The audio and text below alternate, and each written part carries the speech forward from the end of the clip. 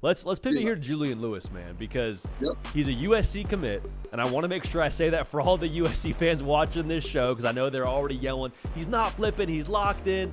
He's taking visits. Fresh off a visit to Colorado, really, really good video on the On3 Recruits channel from Dukes unpacking that Colorado visit and where things stand with Julian Lewis.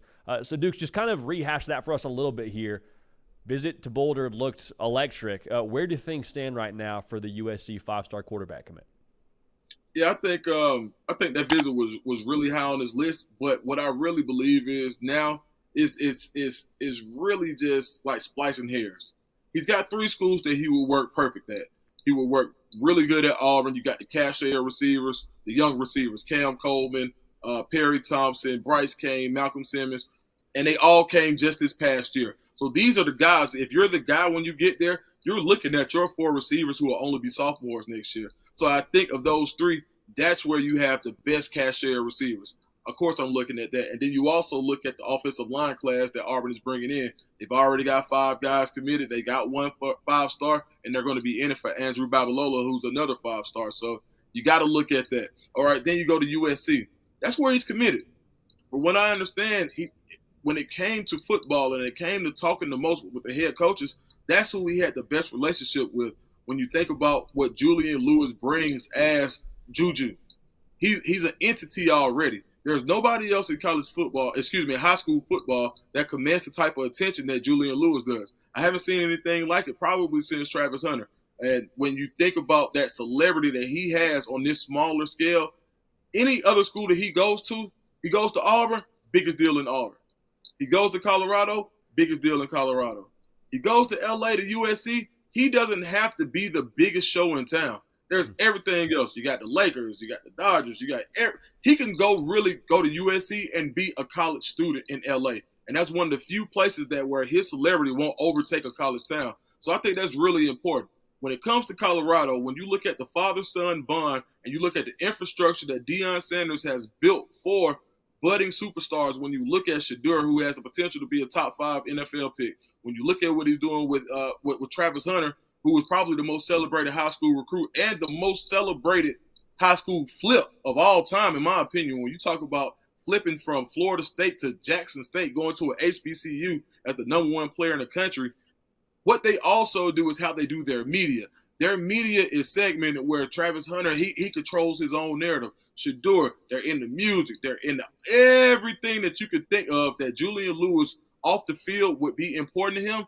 They already have the infrastructure for it. And you've got a football star town they've got a glimpse of a star with Shedeur. Now you think about it and say, man, we could really keep this going. And just as important as Julian Lewis is for Deion Sanders, the fans in Boulder are thinking, man, there's no way. He's almost like the security blanket Julian Lewis would be for them to feel sleep tight at night, knowing that Deion's not going anywhere because there's no way he could leave Julian Lewis. So I think with all 3 of these schools, and apologies to Indiana, but I think with all 3 of these schools, there's really a very compelling case for Julian Lewis to go to him. And right now, it's too hard for me to put one in front of the other, except for saying that he's committed to USC. So that's who I'll go with. There we go. I mean, but you mentioned like the Colorado pitch seems really attractive for a number of reasons. Obviously, Coach Prime being at the forefront of that. Just from the outside looking in, I'm seeing the visit pictures. I'm seeing the Juju precision pass burger. I'm like, man, that would be tough for me to leave a weekend like that and not feel some kind of way about Colorado and some kind of way about going and being a part of a community like that. How much did that move the needle in your understanding based on, him getting to spend that weekend in Boulder? When we talk about the needle moving, I think that for the average athlete who hasn't been raised the way that Julian has, I would say it probably would have been a little bit higher. But with somebody as even keeled as he is, when you look at his highlights of what he was able to do as a true freshman in high school, a 9th grader, playing in the biggest classification in Georgia against some of the biggest teams, going against Caleb Downs in the state championship game, you can already tell that he's wired differently. So a lot of that stuff is going to impress a lot of kids. With Julian Lewis, it impressed him too. But as far as moving the needle, I think that it's not going to move the needle as much as it would with anybody else. Now, that's not saying that's not impressive. That's not saying that everything on the outside doesn't matter, but I think that he's really focused on the football portion of it. I think if anything moved the needle on the Colorado visit, it was the relatability and the family atmosphere that he probably wasn't expecting to get as much as he did there. So, yeah, the burger's nice.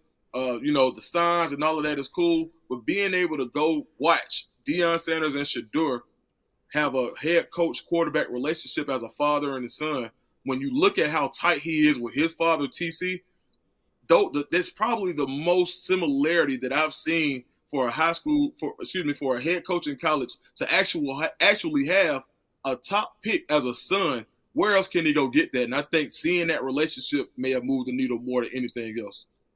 Dukes, last question for you here on Juju. I understand he wants to shut it down.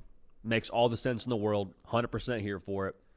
When I look at all three of these schools he's considering, though, to me, I can't help but feel like, okay, there's a certain degree of uncertainty baked into each potential destination. Like USC and Auburn, their over-under win total is 7.5. Colorado, their over-under win total is 5.5.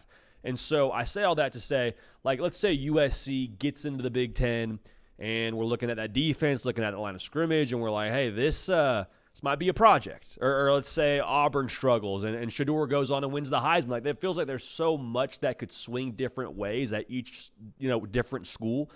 How much do you think the 2024 season could impact his ultimate decision when pen comes to meet paper?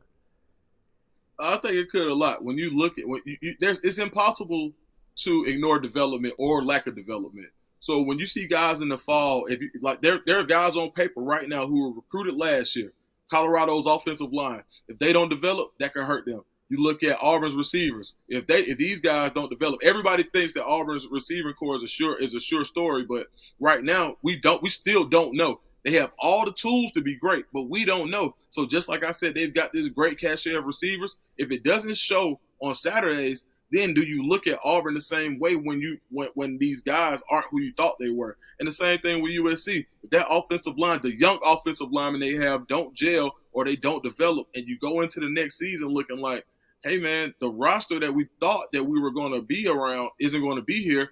These stars that are playing well this year, they're going to the NFL. They're graduating.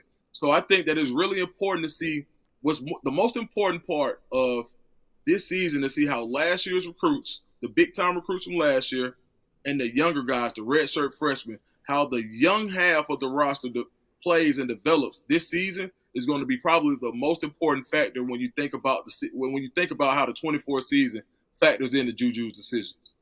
Man, I cannot wait to watch this recruitment unfold, and obviously wherever he signs and ends up sticking is getting a big-time player. But Duke's the freaking scoop, baby. Hey, make sure you're locked in at the On3 Recruits channel, the 5-star flex multiple times a week. Lock in over there. But solo videos, interviews, like Duke's is just, if you have a hunger for college football recruiting, Duke's is feeding. All right, Duke's, you're the man, brother. I appreciate you so much jumping on. Man, I appreciate you, man. See you soon, bro. Hey, y'all, thanks so much for watching. Subscribe to the channel here to make sure you don't miss an episode of The Hard Count. Also, be sure to check out other videos on the On3 YouTube channel.